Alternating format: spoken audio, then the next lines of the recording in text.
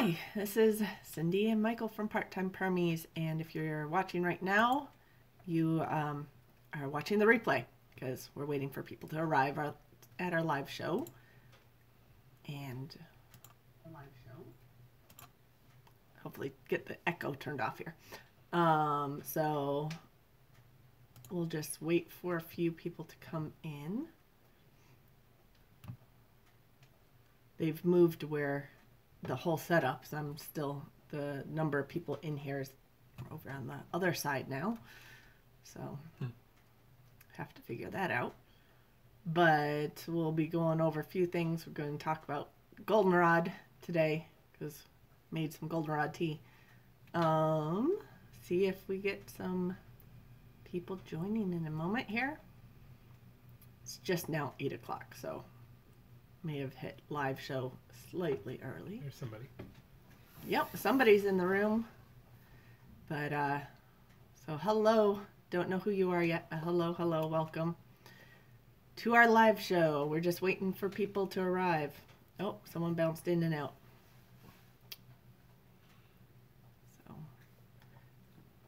So give it a minute or two. Now they're back, so see how this works. Let me know. Oh, that's Lacey. Hi, Lacey. Hope the sound quality is all right. Let us know if everything's working all right on that end. That would be great. We're just waiting for people to arrive. I think there's another person in the room. Just give people a few minutes to get in here. But Finite World, hello, thank you. So I hope you guys have had a good week. We're just going to give people a couple more minutes to enter in, but we've had an extremely busy weekend with the nice weather out. So, and Finite World, I know you're not that far from us. I hope you enjoyed the 50 plus degree weather this weekend. It was crazy. Just don't choke on the smoking leaves all over the state of everybody finishing their burns. Yeah, I don't quite get that, other than that's just traditional what people do with their leaves. They go in my garden. So we are in Michigan, Lacey. So we're on the west side of the state, outside of Kalamazoo.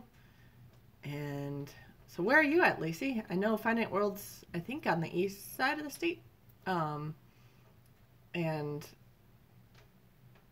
in Florida. Well, definitely nice and warm down there. I have a friend who was just posting today about being in the 70s, which is my kind of weather. But I do like my seasons, and we haven't had any snow yet. So 45, 50 degrees for doing work right now actually doesn't feel that bad. I've been working in a t-shirt. Yeah, right? Yeah, oh good.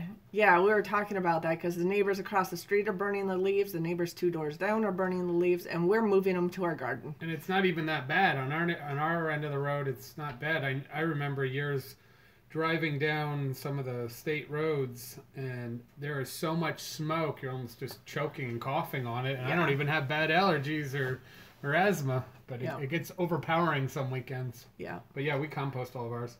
Yeah, compost it, put it in the garden, mulch. Hi, pickers. Welcome. We're still waiting for a few people to arrive, before we really get going, but it's been a gorgeous weekend. Cleaned the gutters. Yeah, we cleaned I blew off all 3 of our roofs. The barn, the woodshed, and the main house. Yeah. Got all the heavy oak leaves and branches and all that stuff off. I think I did it in the spring. So it definitely needed it. Yeah. So I mean, we've had, the problem is we have some oak trees near our house, and they just keep dropping leaves slowly through the whole fall and into the winter. Well, and they shade it, and if we don't remove them, we start getting moss growing, but also the leaves get blocked by the sticks, and then it blocks up the whole thing, especially in the woodshed. So we don't get the snow and the rain rolling off very well. So I got up and did my once a year or twice a year and cleared that off. It's much better. Yeah. Luckily, we have low roof line, so, and not too steep a pitch on our house or barn. So that makes it pretty easy to get up there. We have a ranch-style house. It's just a very large roof to clean off. 50 gallons of gunk from the gutters. Ooh. We don't have too many gutters. That's a lot of gunk. Yeah, we only have gutters on a portion of the house. Yeah. Interestingly. Well, I think they put it up where you go in and out of the house, so it doesn't pour off the roof right onto you. But and we have wide overhang, so it's still permitted that way. If you have a short overhang, I know you have to have a gutter all the way around. Yeah. So. Yeah, we did a lot of, well, you did a lot of cleanup with leaves this weekend.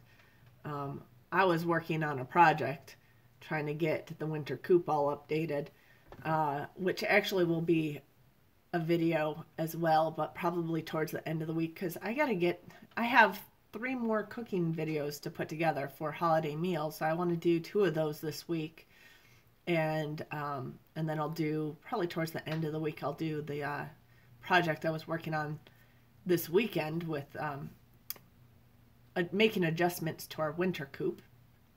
But yeah, gutters all the way around the house, plus 2-car garage.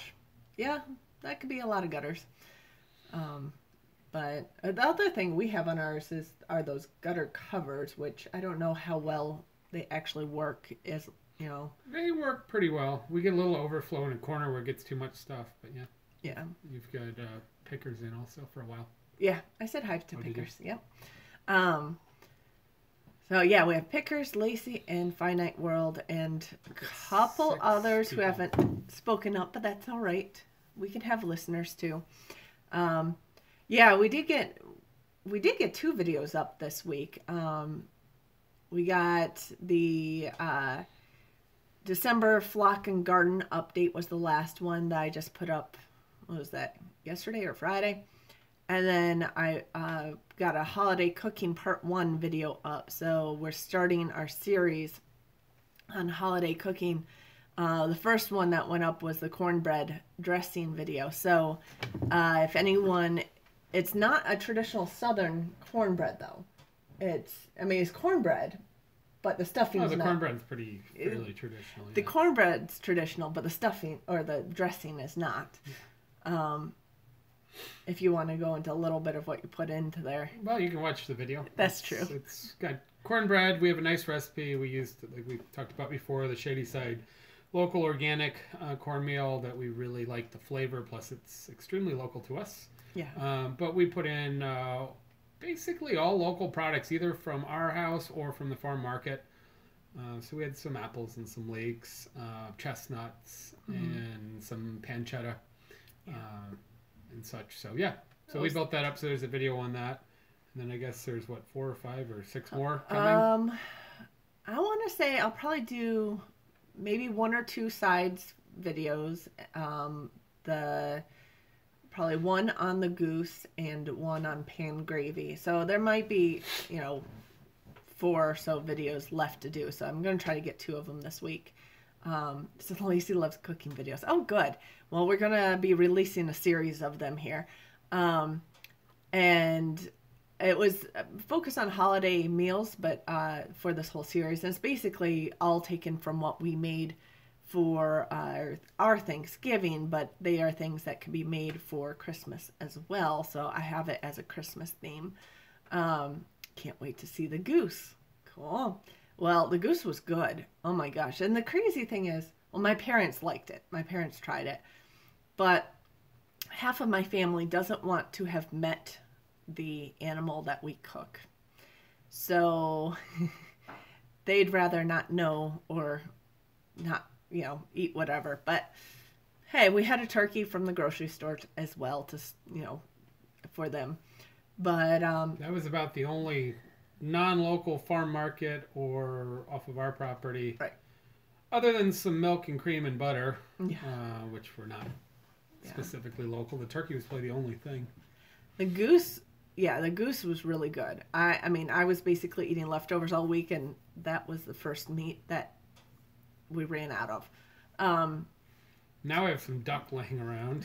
We're doing a little duck cooking for one of my classes and happen to have just a little bit. remaining that nobody wanted to. Yeah. It tastes more like duck. It's darker. Tastes basically like duck. Yeah. It's darker meat than the turkey. And if you make the skin crispy, oh my gosh, it's so good. Hi, Coco. How are you? No. Oh, I forgot. Yeah, Big Bear or someone's doing auction tonight as well. So, but yeah, we were just talking about some of the videos, cooking videos were coming up, and Lacey said she had never eaten goose, so going through that. But definitely, it's probably one of my favorites. If you cook goose right, if you cook duck right, which don't have me cook it, have him cook it. Crispy skin, it's really good. So, but yeah, so that's what we had this week, and we're going to have more to those cooking videos coming out. I do have some people who like the project and how-to videos, so that's why I wanted to get something mixed in there. Plus, it was so nice this weekend with the great weather, and I needed to make one more adjustment to my coop. The winter coop, we still hadn't, as of tonight, I've moved some birds in there, but I haven't used it yet. I haven't moved the main flock in there yet because it's raised up off the ground by about a foot, and I really wanted to enclose that bottom foot and take the floorboards out and use it for deep litter. So I figured that actually would help insulate the coop better in the winter without having the wind going underneath. Plus that thick bedding helps insulate it. Plus you get more compost out of it. So I did set that up. I need more bedding to put in there because I only have a thin layer right now, but I did move the babies in because they're getting really too big for their tiny little tractor coop that they have. And there's 14 babies and mom, 15 chickens, and that tiny coop is just too crowded. So I did get them in to the big coop tonight, and then we'll get the main flock moved in with them this week. So yeah, they were getting too crowded. So I did show them in the update video, but actually the last 2 days I lifted that coop up, put bricks under it so that they could go out and free range while I was working outside. So they weren't all confined there for the last couple days, which was good. And they do get moved every day, so they get fresh grass every day, but it was just getting so tight for them. But I think that's the biggest clutch I've had of chicks. So yeah, so we had that video. I did want to go over some, I had a whole series of dried herbs that I had collected over the late summer basically and dried, and so I also wanted to go over a little bit of that because we had some people asking about foraging and things and what you can use with the different things you forage. And since I have a few of these things dried out already, I figured I could focus on one per live show. So that'll be a new change to the live show format. We'll talk about a little bit of other things as well. But today I wanted to kind of start on that and just start going over some of these foraged dry herbs I have. You can also do garden herbs with that too, actually. So today, what I have is actually dried goldenrod. So the goldenrod, you can actually dry the flowers and the leaves. So, but you do want to pick it before the flowers really open up because they'll go to seed in no time when you start drying them. So you really pick it just as the flower's still a tight ball before it opens up, and then you hang them to dry, which I had them in our barn for a while hanging upside down from some of the rafters. And it does have some traditional uses. So one thing I've been doing is trying to look up, sorry, didn't mean to pop the lid, but I wanted to look up, some of the traditional uses for the different herbs, as well as look up some of the scientific studies on the herbs. Goldenrod, by the way, yeah, it grows everywhere. In the Midwest, there's 20 different varieties of it, and you can use any of them. And hi, Helix. in other areas, it's all over. Actually, it's all over the world. A lot of the studies that I looked up were done in Brazil, some in China and stuff. So it's really everywhere. Yeah, I guess the one thing I have is problem with this format is pulling out a picture of it, but I bet I could pull it up in a book. That's your tea. So goldenrod, it's everywhere. It grows on sides of roads and fields. Is really one of these plants that just takes off every... Hi. Okay, thank you. Silly helix. And actually, can you look up a page for it? See if we have a good picture in there. One of these books will have it. But so definitely there are a lot of varieties, and that does make it harder to study as well. And yes, Stringfield Ridge Farm, hello. That is one of the uses. If you dry it and use it for tea, a lot of people use it to treat allergies. That is one of the traditional uses. It also is supposed to help relax an upset stomach, help prevent gas, things along those lines. It's also a diuretic, so it's used to treat UTIs and kidney stones. So there's actually a lot of uses for it. There's two pictures here. Yeah. Let's see if we could get it to focus on that. I'm not sure. Anyway, not the best way. That one's tall, so it's 4 feet tall or so, and then it could be anywhere from like 3 feet to about, I don't know, 5 or so feet tall. Yeah. And then that's the flower, which is pretty... This way. Other way. There we go. That's the flower. The flower's pretty common. It's pretty obvious, I think, for most people. The flower head is probably 3 or 4 inches tall. Yeah, the bloom portion. Yeah, there's a few different types, but they are basically everywhere. So, and there's like I said, there's a lot of variety on it. So if you look it up online, you should be able to probably get some better pictures than us. The tea pretty much tastes like chamomile. It's not as... it's got a little bit of a touch of a bitterness on the end of it. And it's not quite as pungent as chamomile. I find chamomile a little overpowering sometimes. So this is a little bit lighter than that, but similar. Yeah, I don't know. I definitely like the flavor. It's definitely floral. It's mild. One of the books I have says you can actually use it to help kids with upset stomach because it's so mild. It is one thing you can pretty safely use for kids. Sorry, Helix, getting tail in my face. But yeah, allergies is a big one. A lot of people try to use it for allergies. It does also have a lot of antioxidants in it, which help prevent cancers in general. But and when we're looking at the studies, there's not a whole lot of studies on it. Probably because there's so many varieties of it. Some of the studies have looked into some antibacterial effects of this that might be helping with the UTIs and things like that. So it's not such a direct study on UTIs, but they have found that it actually has shown relief for ulcers as well. So that does, that also, I guess, more gastrointestinal type things that it could be used for. But again, these are small studies. Another thing I didn't know about was that it could be used for, as a salve, you could basically extract in oil, like olive oil or something, and rub it into sore muscles, or if you have arthritis, that you could rub it into those joints a little bit. It's supposed to help relieve pain. It's supposed to have, and that actually has been confirmed to be about as effective as some NSAIDs, so like your ibuprofen or whatever. So and I think we have Backyard Eden just arrived, so hello. We're just talking about goldenrod. Definitely has some confirmed uses or semi-confirmed uses, but a lot of traditional uses for that one. And it is good as a tea. I have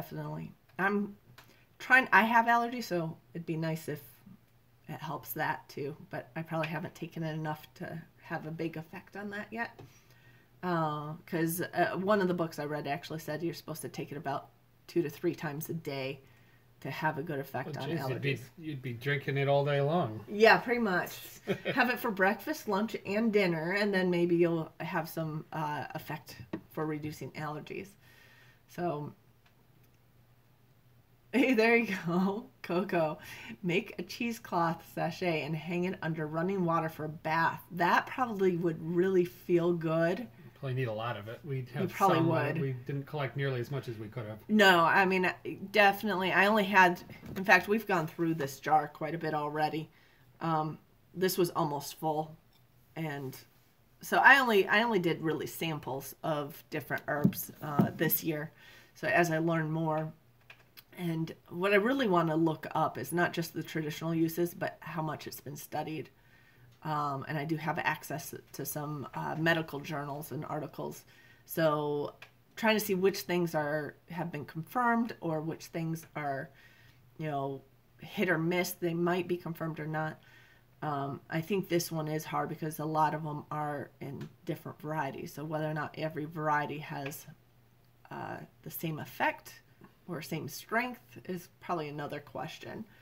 But yeah, so I mean, does anybody else collect goldenrod or have, was it Lacey was saying that Springfield Ridge Farm says they use it. Yeah, Lacey, your nurse. I'm a genetic counselor, so I definitely work in medical field, which is why I have access to some of those medical journals. So it is kind of interesting.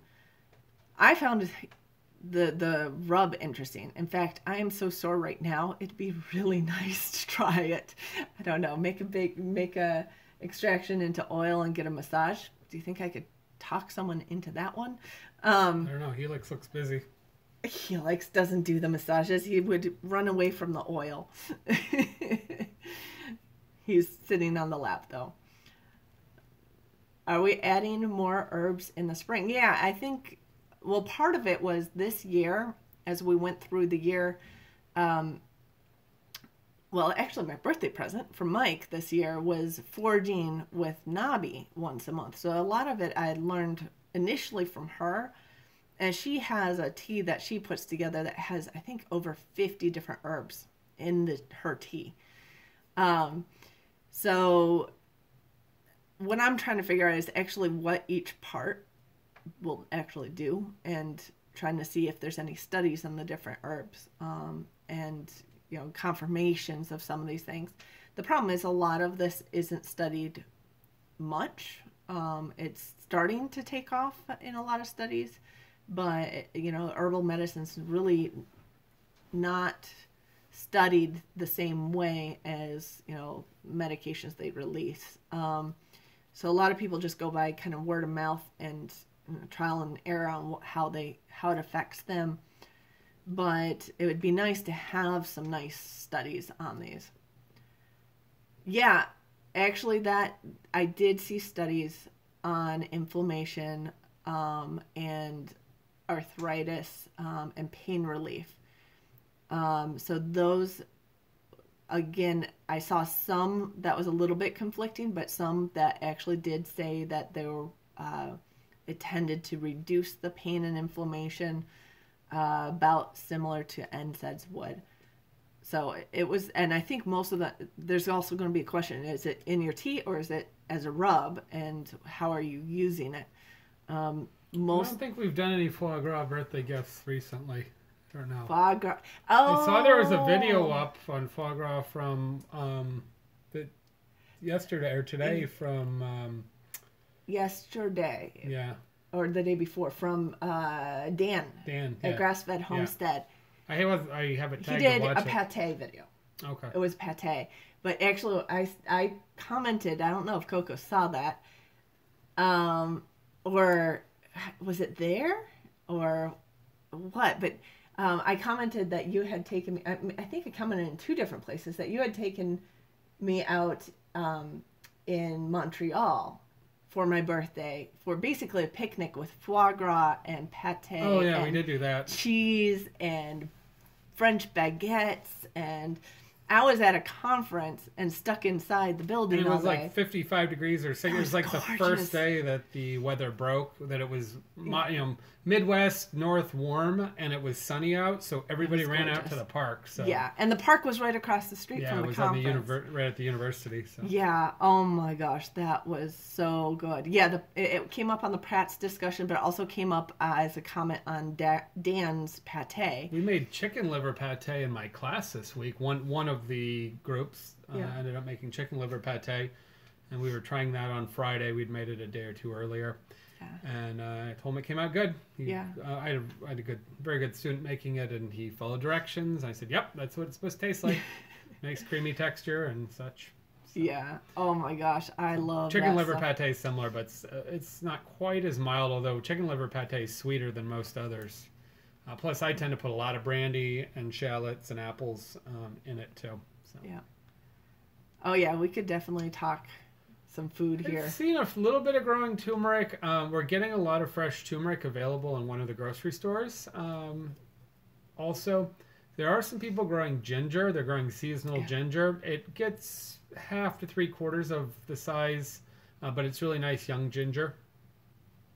So we're doing... Rose was growing ginger and had the young ginger. She's in Georgia. She's in Georgia, that's a little easier. But there was definitely in the farm market. Number of people, and it'll get to maybe approaching 1 inch in diameter at most by the end of the season when they have to dig it. Said to be great for inflammation. Would that be ginger or turmeric? Turmeric's supposed to be good. Okay. Yeah. Turmeric's good for a lot of things. Turmeric, Asian and in Asian medicine and Indian and Russian and whatever there, turmeric's like number 3.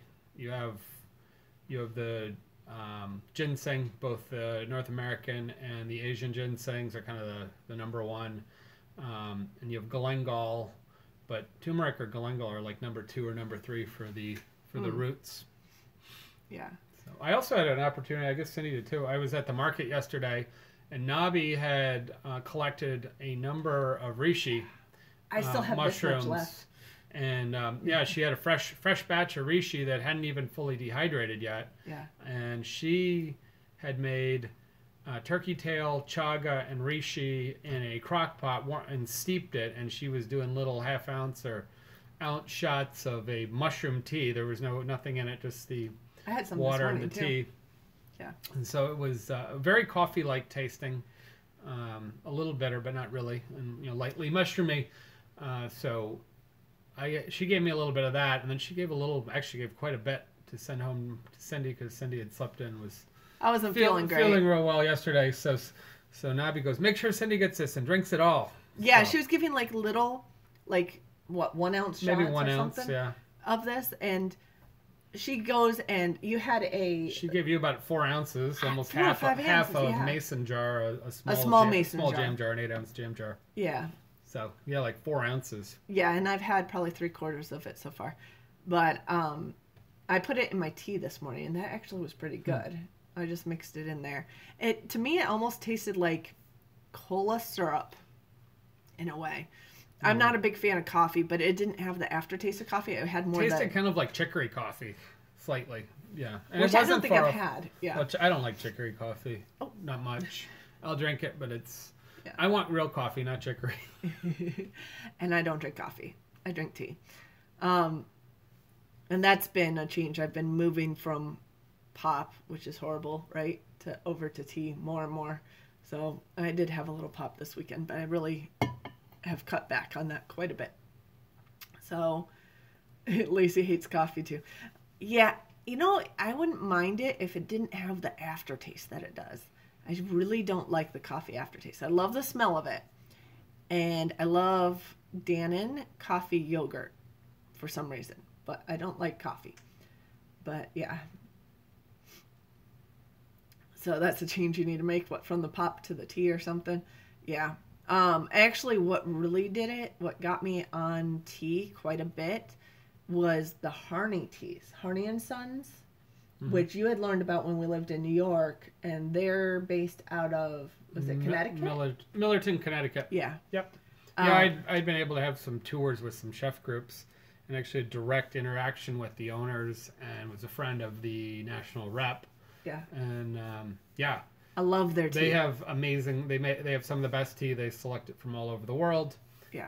Some of it's organic, some of it's not, but they probably have 70 or 80 varieties, and are definitely one of the best available tea sources. And they were more available or more local for the East Coast, but they're still national. They're nationally available. So you can get that's our preferred tea brand. Actually, which chain has it in Michigan? It's a Traverse Pie Company. I think they do. I think Traverse Pie Company has Harney and Sons tea at their. There's a good number of chains and locations that have them good. As their preferred tea. I like their hot cinnamon spice tea. It's a black tea with cinnamon in it, and it's really good, and it's great for this time of year. And they make 2 or 3 cinnamon teas also, but their primary is the black cinnamon, but they also have some other. They have some chai, I believe. Well, they have chai, but they have cinnamon blended into other things other than black tea. Yeah. But they have some good green teas as well, and just a whole lot of. But I tend to go for the higher caffeine teas, like English breakfast. They had an interesting study. They had with John Harney, who passed away a few years ago. He was the founder. They had just completed a study when we were talking with him on looking. Outside group looked at antioxidant or tumor suppression using tea, and they used 60 different varieties of teas, and they went to determine which tea was had the highest anti-cancer or suppressive results using some form of there's a lab study done on it, and I believe it came down primarily to a Japanese one of the Japanese sencha, but they have a blend that it's actually forget what it's called, but it's actually for cancer, and they have a large donation. A large portion of it is a donation to one of the cancer research groups as part of it. They already give 1%. Might be just the American Cancer Society. They're part of the 1% for Good group, where they give 1%, I think, of their gross to different charities, along with a number of other companies. But then this is above and beyond. So I don't know a lot about that and what all they blend into it. I just know it was based off of that study, and that they carried the variety already that was the best. Yeah. So they were promoting it, because why not? They're already selling it because it tasted good. Well, the Japanese sencha tea of theirs, it's kind of like slightly nutty too. Yeah, well, the Japanese green teas are very, very mild. Chinese green teas tend to be a little more astringent. Part of it's the processing, and part of it's the variety. Yeah. So the Japanese ones can be extremely light. Yeah, but it's a slightly different flavor to the tea too. I mean, but yeah, and that's talk about teas all day. But they are one of our favorite companies, and if you guys are interested in them at all, I guess I could link their website underneath in the description once we wrap this up. But so they are definitely a great company to get tea from if you're trying to switch over. Before I had theirs, I actually was hit or miss on things, but I'd only really had some cheap teas, and Lipton tea's not that great. I won't drink it now at all. But yeah, so I mean, that's kind of been our projects recently. I've been doing some research on these different herbs. I will have some other herbs that go over as well. In the ones I've dried this year, of course, the goldenrod. I was able to collect some, let's see here, what else do I have in there? Yarrow. So I'm still looking stuff up on yarrow and trying to see how much is confirmed and all of that. I have some herbs from the garden as well, some mint and some lavender. It's actually spearmint and lavender that I have as well. And yes, Lacey drinks Lipton. Yeah, I'm really not a fan of Lipton. It's just, I never got into tea until I tried Harney tea, so now I'm a tea snob. Yeah, Lipton's tough because it's really ground up. The blend's okay, but it's ground. So Harney's teas are mostly whole leaf or lightly broken up. And so when you steep them, you get a lighter color and you get less of the bitter flavors in it. That's true of any of sort of the finer teas. Lipton, because it's so widely used, is sort of the standard, but they're using a ground or almost pulverized it, so it's a secondary quality. But it primarily causes the tea to taste more bitter and astringent. Yeah, I have to add of the processing. I have to add something to Lipton. If I were to drink it, I'd have to add like some sugar or some honey or something. I can tell you. So the average good cup of tea costs about 25 or 30 cents. Same with a good cup of coffee if you're buying the beans. So it's not extremely expensive overall. But it's interesting that when I've worked in places and we've changed teas around, and we've run all different types and brands, that there is a demand for Lipton tea, and to the point where, especially in iced tea, that people complain because they're so used to the flavor, even though it's not particularly good. It's well recognized. So almost always keep a box of Lipton tea around. If not, keep a box of one of the Irish teas or something around, just to satisfy anybody who doesn't like anything else that's available. So I'm going to link Harney Teas. Oop, that didn't work. Let's try that again. The website for the Harney Teas, if you're interested in trying them. You could probably find them on other sites as well. Where did the other link was? Where did that come from? The other thing I copied? I have no idea where that other thing came from. Is it a journal article? I don't know. Okay, so here we go. Harney.com is basically the website. Steeping process will also affect the flavor, yes. Oh yeah, the longer you steep it, for sure. Yeah. Harney claims you can get 2 cups of tea out of a bag if you want to. Yeah. There's actually enough tea in it. So that usually you steep, it depends on the variety, between 2 and 5 minutes. But if you do a second steep on most of the fine quality teas, you'll get 2 cups out of them. Mm-hmm. And it's funny because I found that, I'll keep some tea at work and I'll start some of the darker teas, not so much the green ones, but I'll start like English breakfast tea or one of these hot cinnamon spice teas or whatever steeping, and then I get a patient come in, and my time with patient is for like an hour to hour and a half with them.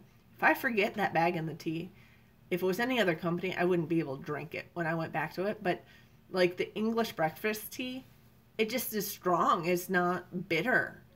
Even though it's steeped for an hour or hour and a half, it's really good still. But yeah, I don't mind. A lot of times I'll just leave it in there, sort of like the Chinese style, where you stir the leaves right into the tea. Yeah, I'll leave it in if I'm having a cup. There was an interesting study that came out, because I follow a lot of food research. There was concerns that there's a lot of teas that have high levels of heavy metals in them. And it's probably either from the growing conditions, the fertilizers, or the processing. And so there was concern that people who drink the same brand constantly, and it's not even brand to brand because it's location, but if they drink the same one and they happen to get a contaminated location, we don't think about it as being a very high dose. But if you have a couple cups and you do it for a long period. So their recommendation was change around your varieties and don't steep it particularly long. But I think a high quality tea, you're less likely to have an issue. It's just we're not really watching it, and because tea's coming from all over the world, there have been not too many teas some grown. issues. Not too many teas grown in the U.S. Oh, geez, we had one tea from the U.S.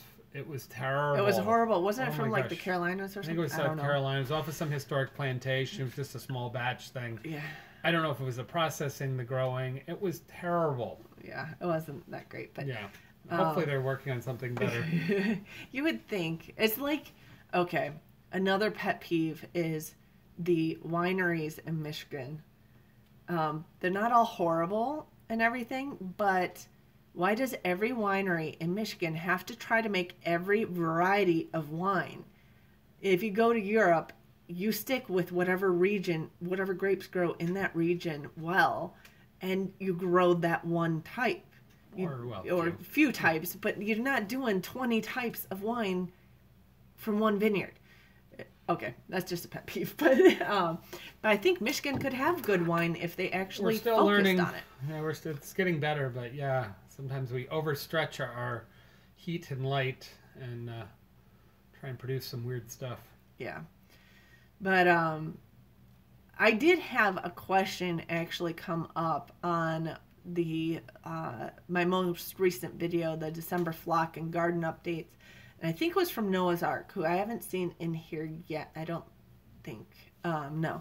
But I did want to mention it because Noah's Ark also is from Michigan. And in Michigan, of course, we get quite cold. We've already gotten down to 15 degrees for a couple nights.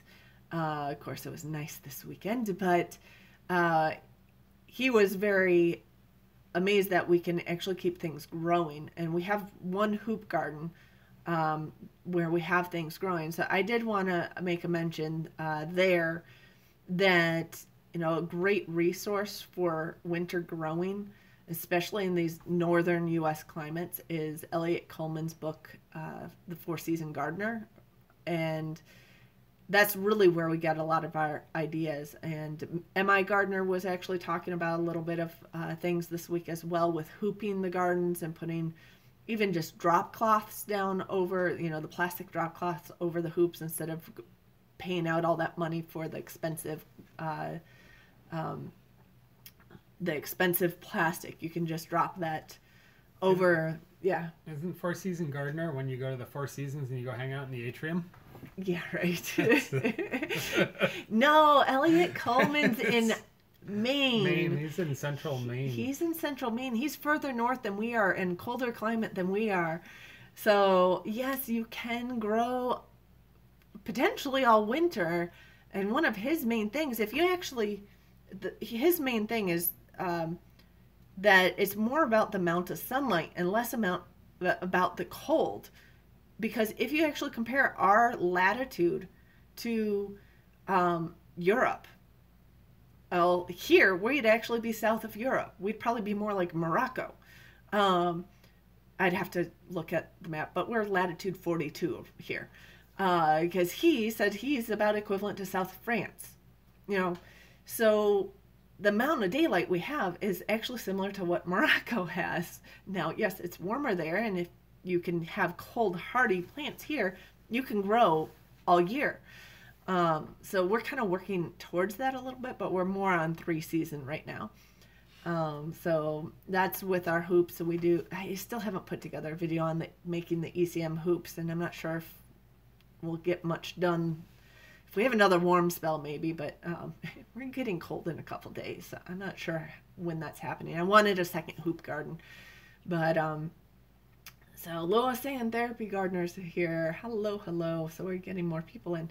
But I did want to point that out because Elliot Coleman has a couple good books that we've used quite a bit. Sunny and 60 in Michigan.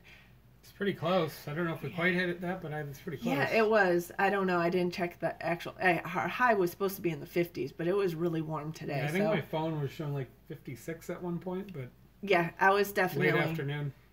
Working outside, sweatshirt. There was a hard frost this morning, though. Yeah, there was, and we're going to be in the 50s, up maybe 60 tomorrow, actually, too, and then we drop off. So we might get snow by middle week or end of the week. Yeah, we don't know how much, but midweek we're starting to get 60% chances of snow, I think, Wednesday. So Lacey just looked up Harney. Yeah, Harney does they do a lot of discounts. Sometimes you can find them even cheaper than their website, but frequently they're pretty good. Yeah. Watch for their discounts. I gave a lot of gifts of their tea because it's a really good gift item. Yeah, you can direct send them wrapped too. They get really busy. The other trick with Harney is, of course, they do loose, and if you're really a purist, but they do. Most of the things are in the silken sachets, so it's the nylon bags. They're sort of triangular, and they steep the best. They're really nice, but if you get the old style bags, that are the paper fiber bags, they are frequently much, much cheaper. It's got the exact same tea in it. Yeah. And so you can get 20 count boxes of silken sachets. What we do is we buy the 50 count boxes of the traditional ones, because they're like $10 or $11 for 50. Yeah. I've found them even cheaper at times, but I think I have lost those sources. But I know it's the exact same tea. They have different packaging equipment. In fact, at some point, say the Silken units, I think were an Italian machine. They only had a few of them, so they couldn't actually keep up by doing everything in Silken. So regardless, different companies want different formats. If you get the big format in 50s, you'll get the best price by far. Yeah, yeah, so. per like cup of tea. Yeah. Yeah, it was funny because when we lived in New York, we were originally buying it online because you had a tour or something over there. I've been once or twice. I've actually been in the factory. Yeah, and then I noticed this set of stores that we liked called Fairway had bobbleheads here. Hi Jeff, how are you? But the set of stores in the New York, Connecticut, New Jersey area called the Fairway stores also had that on their shelves. They had like 3 to 5 types, I want to say, on their shelves, but varieties from them. Yeah, 20 different.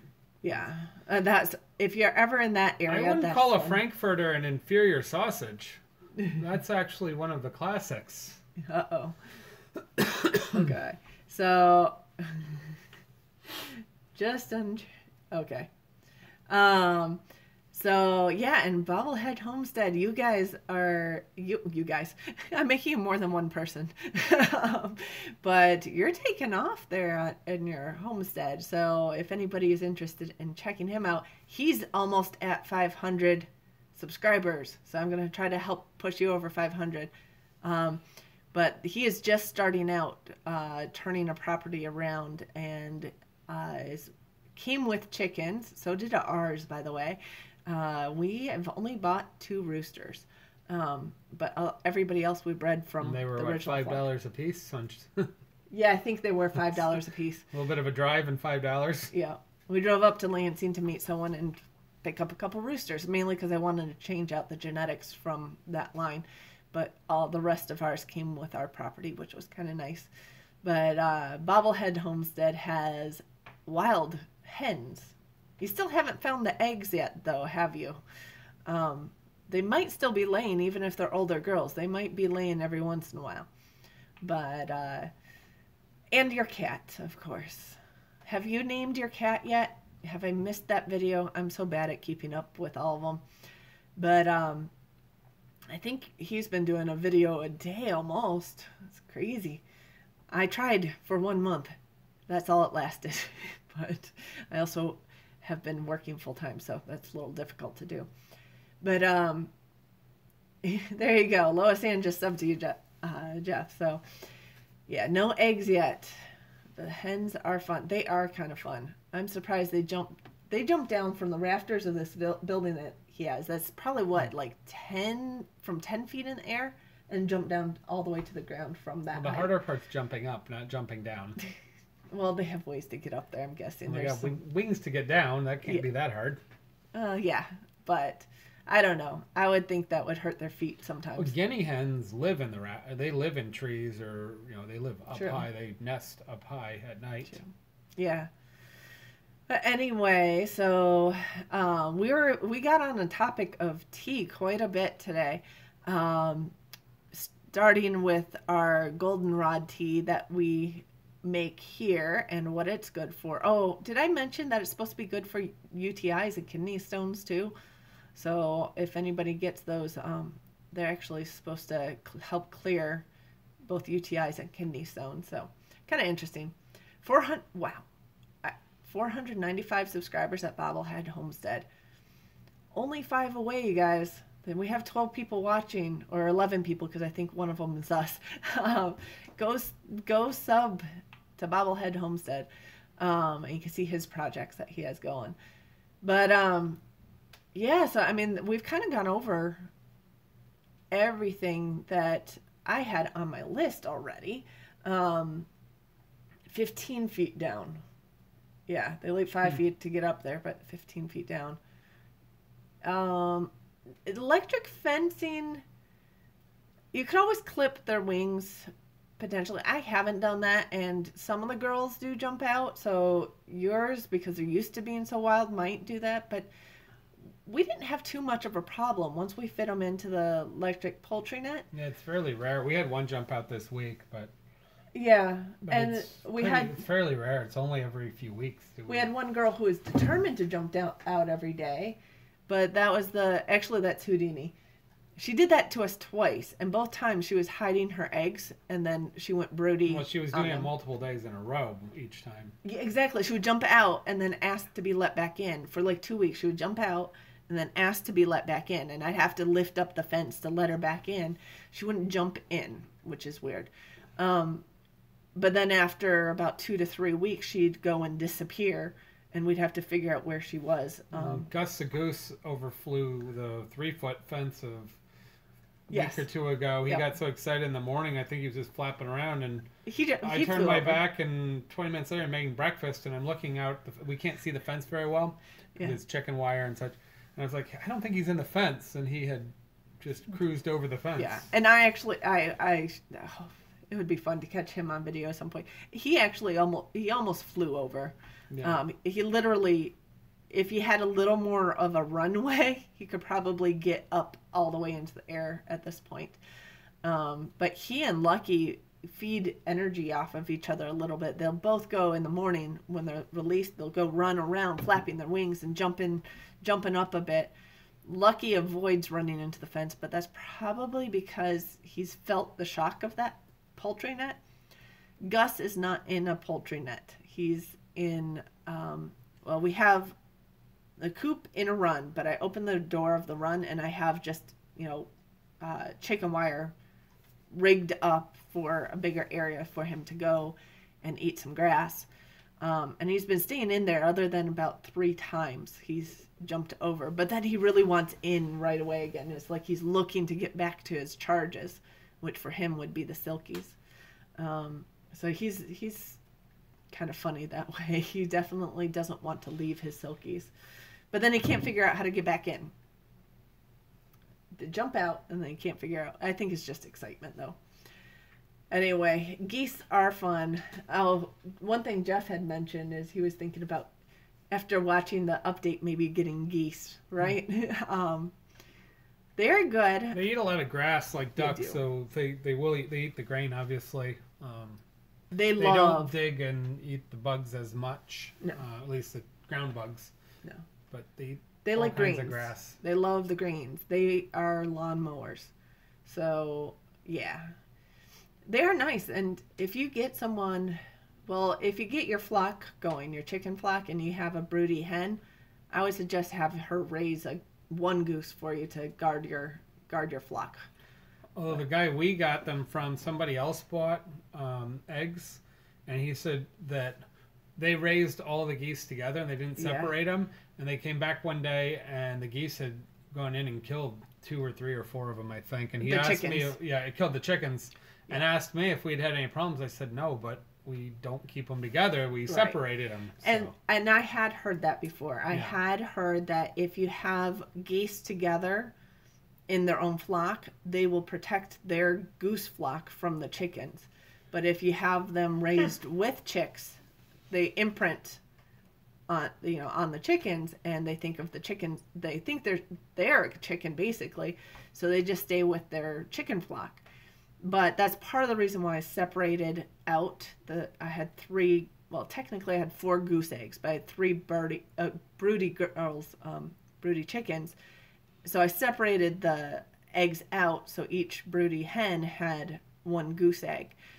And then I gave each broody hen a couple chicken eggs as well to raise with that goose. So I think that really helped a lot. In fact, both Lucky and Gus seem really interested in chicks. So, and Backyard Eden's got to go. We'll see you next time, Backyard Eden. Thanks for joining us. But, no, they both are so curious about the chicks. It's crazy. Gus, I had the chicks out free ranging a little bit today because I was working outside. And Gus is like up on the fence line trying to check out those chicks. Just extremely curious about them. But, yeah, so they're fun. They are fun. They definitely have a lot more personality than chickens do. But you do have to watch that they aren't starting to attack you. I've been working all day today. But we fixed the barbecue this weekend too, the smoker, which didn't want to smoke for our Thanksgiving and smoke our turkey. It started up at 5 in the morning and then it cut out somewhere between 5 or 6 and 8. It cut out. So that hasn't made a video yet. But well, we were gonna make smoked turkey and we made oven turkey instead. Yeah.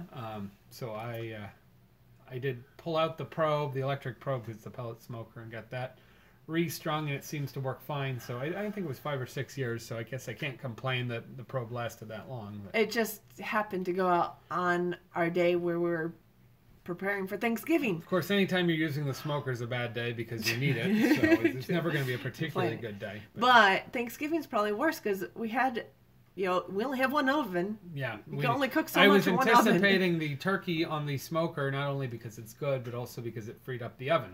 So, yeah. Way to do. Quick. Get it in the oven and then slow down getting the goose in the oven just slightly. Yeah.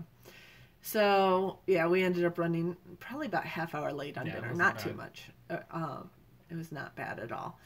So, and actually in those videos, there's the first day the kids hadn't arrived, my nieces and nephew, but the second day they're running around, so there's a little bit of them screaming in the background of the video and a little bit of them like running through the kitchen. I think Charlie made the cornbread video because she went running through the kitchen once or twice. But hey, that's what happens when you have a 2-year-old through 5-year-old in the house. So anyway. Never mind your sisters and parents. Yeah, they kept wanting to sit in this room, which is right off the kitchen, and chat and laugh. And great, I'm glad they're having fun. But twice I think I had to ask them. I was like, "Can you guys move over to the great room, which is like one room over?" And it's fine, keep chatting, whatever. But yeah, bobblehead goose tastes like duck. I really can't find any difference. They're between 2 and 4 times larger. Yeah. But it really just tastes like duck. It's really good, and though. It's not. It's meaty and it's not strong. So I don't think it offends many people. Yeah. It's really tasty. We just sell a lot more duck in the United States than goose. Yeah. You want up? Helix is looking for a lap. Anyway, come on, Helix. Come on. Anyway, but no, the goose was so good. But my thing, I've had duck where it wasn't as good, but I think it's just the way it's cooked. I've had it where really greasy. People will complain about being really greasy and stuff, but I think you just have to. Well, you have to render out the skin and get it to You have to release a lot of the fat. There you go. Yeah. So you have to get the crispy skin and all that fat rendered out, and then it's just really good. Yeah, I was at a restaurant quite a while ago and got duck, and they're talking about how they do all these marinades and these fancy plates and sauces, and they use a sous vide, super slow cooking process, and on and on and on. And it comes out, and it's like they forgot to season it. And after the super slow cooking, they forgot to render it down and make the skin crispy. So I had this like rubbery skin. I was like, well, thanks for all the extra special stuff you did, but you didn't cook. You didn't do the basics. So what's it even matter? Yeah. If you're going to do fancy stuff, that's good, but do the basics first and make sure it's going to taste great. So I was not excited about it. Yeah. Great duck at Burnsteer in Traverse City. Had to translate TC for the non-Michiganians. But I wasn't sure where it was. Traverse City. Well, I just didn't know what city it was relating to. Yeah. So, no, I haven't been there. Maybe we'll have to do that sometime because we do go up that direction every once in a while. It's been a while. I've been up there more recently than you have because we did Christmas up. My family did Christmas, not on Christmas, but was it last year? Yeah. Because you were working. Yeah, I was working late November. We were up in early December. Yeah, we were up and we rented a carriage house in one of the bed and breakfasts in Bel Air, and it was fun. It was fun because there's 4 rooms in the carriage house and there's 4 groups. But we did not go to Burnsteer. I'll have to try that one. Keep that in mind for next time we do that. But we went to Shorts. But that's in Bel Air. Shorts Brewery. Yeah. Bumsteer? Sorry. Was I reading that wrong? I was reading that wrong because, sorry, bum steer. I was thinking burn. I'm like, okay. Yeah, I was just, who was I chatting with? There was someone else I was chatting with who was talking about stuff up in Traverse and the wineries in that area. So, there's but anyway. a few good restaurants. There's a couple very notable places. Yeah. Right now, so. Absolutely. But yeah. So I don't know if there's any. What else I was going to say? I forgot. Oh, we were talking about the goose. Oh, you know the other way I like goose? Well, I don't know about goose. Duck is duck confit. Oh, you do the same thing. That's the traditional. So anything you can do with a duck, you can do with a goose. So you get a foie gras, which is even bigger. You can do, of course, you can do confit on the legs and thighs. You can do rare pressed duck or rare breasts, or you can do a fully cooked roasted. But it's all the same between duck and goose for preparations. Yeah. So you'll ask him for the specifics on that one. Now we'll get the video together. I think we actually focused a lot more on the sides and stuff than on the goose when we're videoing, but we have some. Well, the goose was straight roasted. We did a little bit of prep on it, but I mean, we did a salt rub on it the night before, and then we just, I work it a little bit on the hot side to try and get it to render, and then roast it. So. Yeah. But it is 9 o'clock already. Time went fast, but I think we've definitely gone over my whole list of things I was going to cover. But Jeff only needs one more to hit 500 subs, you guys. If anyone's still in here who hasn't subbed to him, go check out his channel at Bobblehead Homestead. Make sure he has a fire extinguisher for the toaster oven in case he gets excited celebrating. I think I saw one in there. Overuse that toaster oven, it gets crazy. Well, we like using a toaster oven for making cookies, because you can make four cookies at a time. It's perfect. It's pretty good for toasted cheese. Yeah, there's a lot of good uses for a toaster oven. Like little mini pizzas or something in there. Yeah, it's actually a great tool. Yeah. So, yeah, and Lois Ann, you're at 361. Oh, that's awesome. So you're bumping up there too. Cool. So yeah, definitely help check out each other's sites. Definitely. But Jeff has a little kitchenette in his one room that he's living in right now. What do you have in there, Jeff? You have your toaster oven, a coffee maker. Do you have a microwave in there? I don't know. Well, the classic thing in college was the electric pot. Hot plate. Yeah. Hot plate. Well, either a hot plate, but they're not always allowed. It's in school. Right. It was the electric hot water, pots, and so you could make ramen in those. Did all kinds of things in those. My father claims, who don't want him to cook because he doesn't cook. He claimed that in college he would cook fried chicken in a popcorn popper. Now, of course, that was the old style popcorn popper that had the metal tray, and you heated up the oil with the plug-in. You plugged it inside, you heated up the oil, and you put the popcorn in. Those are almost non-existent. But he made or tried to make fried chicken in that. So that's crazy. What you do in college, gosh. But no, we just made everything in the microwave in college. Basically, learned how to make mac and cheese and in the microwave, I think, was my big thing. Out of a box, that is. But yeah, so you do have a fire extinguisher there, just in case things get crazy. Yep. Yeah. Yeah, I always have a fire extinguisher or two in the kitchen. I don't ever have to use them, but I'm pretty comfortable putting out a modest fire, but if it gets out of control, it gets out of control real quick. I'd like to have something around. Yeah, absolutely. Cool. Lacey's up to Lois Ann. Awesome. Well, I think Elderman Farms is starting up here soon, so I'm going to go ahead and say goodnight. We'll pick another herb to go over next week and have some more discussions on other things. And I'll get some research done on that for next time. And I will see everybody next week, I guess. All right, so we'll say good night for now. We haven't had dinner yet, so we're going to go eat now. Take care. Thanks for joining us. Bye.